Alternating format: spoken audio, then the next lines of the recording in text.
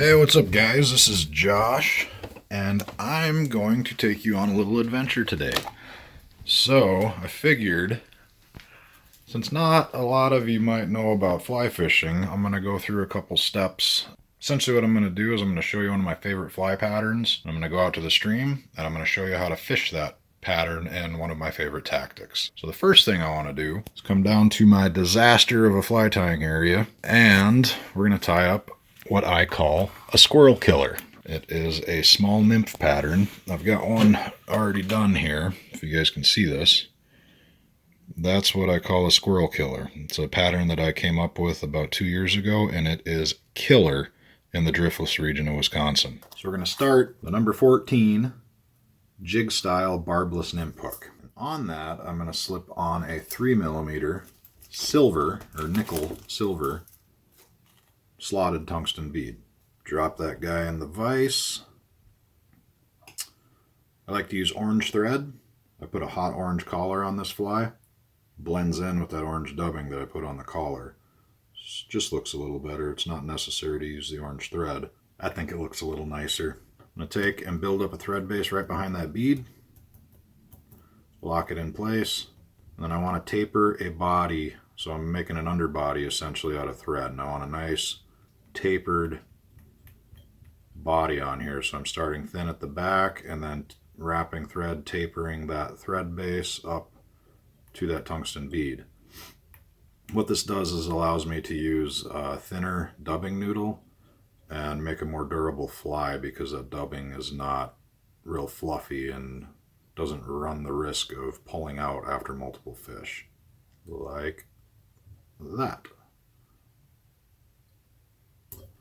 And I like to bring my thread back to right where the shank starts to bend, right at that transition point. And then I need some golden pheasant. So this is a golden pheasant head. We've got crest feathers. You see these in a lot of classic fly patterns. So I use this for the tail on here, more so just because it's orange. Something about hot colors, orange, pink, chartreuse, hot spots on flies, especially subsurface flies around here, just turns the fish on. I'll clip off about 8 or 9 of these fibers. I'm going to use that to tie in the tail. Generally measure that so it's the same length as the shank of the hook. Lock it in with thread, and then cover it up. The next step is to use some French tinsel, is what it's called. It's an oval wrapped tinsel. I gotta find mine. So this stuff. And I like to use it in size small on this pattern. This is a little bit bigger than your standard wire that you would use for ribbing, but it's more durable than tinsel. You still get the wide effect of tinsel, but you get the durability of wire. And tie it down right on top of the shank. Now throughout all of this, you want to maintain that body taper underneath your thread wraps. And I go down once, back up, and down again, really locking that into place, as well as building up that thread body slightly.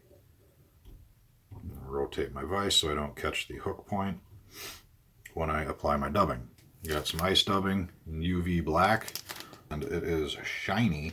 So this is what's called dubbing. I am essentially twisting these fibers and making a piece of yarn, if you think of it that way, around my thread. So I want this real even, and I'm going to wrap that up on top of my thread base for my body.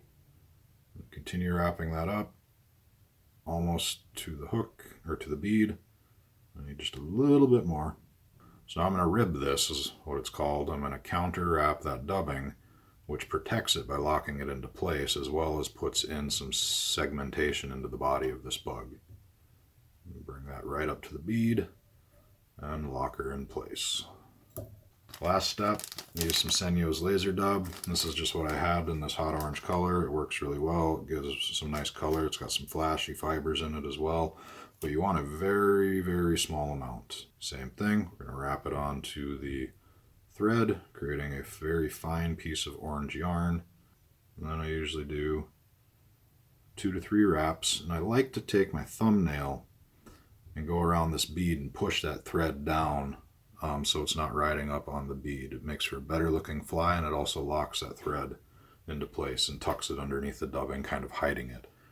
Last step, whip finish tool. This is If you've never seen this, it's a neat little contraption for tying a knot for finishing off your fly.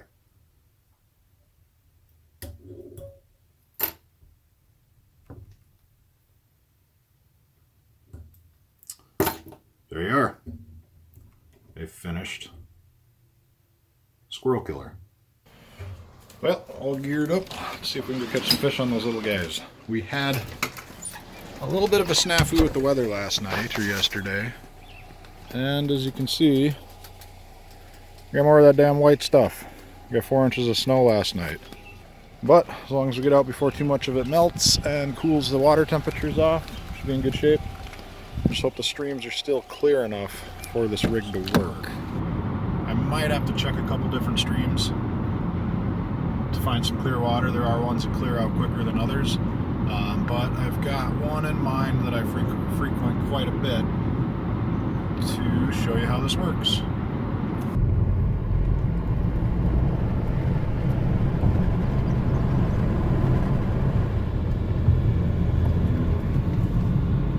I just pulled up to the stream here at a bridge crossing. I'm going to check what the water clarity looks like, and it looks like it's actually pretty good. So I'm going to drive downstream a little farther to a stretch that I like to fish. And a lot of this snow seems to be melted off already. I don't know if they didn't get as much. I'm only about 20 miles from my house, but I don't know if they didn't get as much snow up here or what, but that should be pretty good.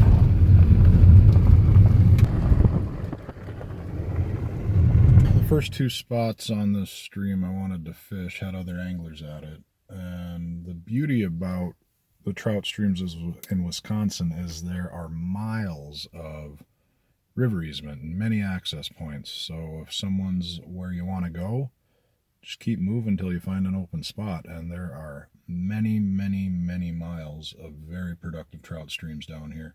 Got a good stretch here. I'm gonna put this squirrel killer to work and catch a couple browns for you guys. Maybe we'll see a brook trout.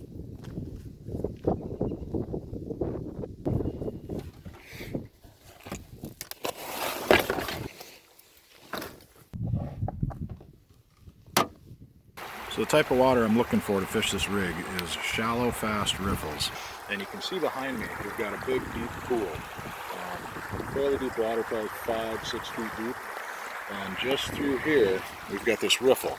Now this water is maybe 4 inches deep right here. There's not going to be much for fish. There could be some tied up against the bank over there where it's 6-7 inches deep.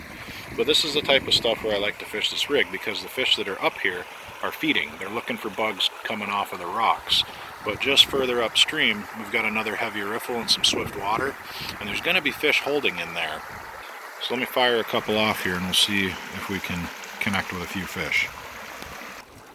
First cast, and this guy smashed that squirrel killer. Literally first cast, he was sitting like right there. I didn't even make a very long cast. He was in this like 5 to 6 inch deep water and just smoked it. That was pretty cool. That's exactly how this is intended to work. Let's take a look at this guy. Just your average brown for down here. He's, what is it, we got about 11 inches. Just a pretty little fish. And there's that squirrel killer right in the corner of his mouth. He's got him unhooked, and we'll send him back so he can continue. There he goes. And I let it come back. That's real tight to the bank. We'll see what happens there. Coming across. This has probably been, they've already seen me if there's fish there. But we'll try upstream a little bit. But that's the gist of it. Get it out, fish it back. It's fast fishing. That, I think, might have been one. Get the indicator out. There's a fish. Oh. And he's downstream. Now this guy is a little bit smaller than the last one, but again, smack that squirrel killer. Oh, there he is. This guy's a little beat up. So if you look where I hooked him, right in the corner of the mouth, but if I turn him, you can see someone was using probably an inline spinner with some big old trebles and ripped his face up. I can't get it. So if I take my finger and just push this hook out,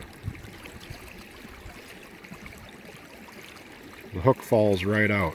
I mean, very minimal damage to the fish. Oh, see you later, guy. So here's another little spot. maybe a foot deep. Got broken water on top, not quite as fast as that last one. We should be able to pull a fish or two out of here. We got a bunch of slow water behind us, got slow water above it, and we've got this little riffle through here.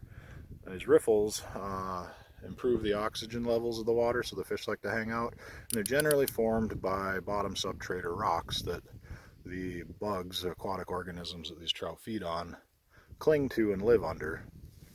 There he is. That's a nicer fish. Woo!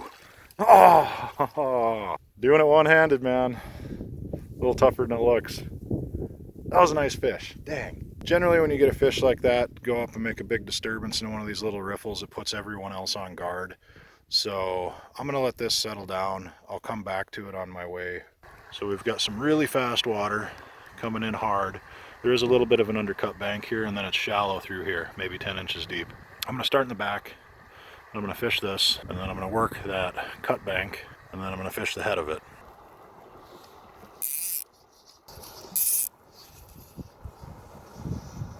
So I worked my way up and fishing on the head of this same riffle. Oh man, I stuck a pretty decent fish. Take a look at him, but you can see that squirrel killer right in his nose. He's maybe 12 inches. But he was right in that fast water, right at the head of this thing. Yeah, right in the nose. That's where you want it. So we're gonna get this guy back. See you later, buddy. Well, that's the gist of it, guys. Tied one of my favorite flies, a squirrel killer, and caught some fish on one of my favorite ways to fish.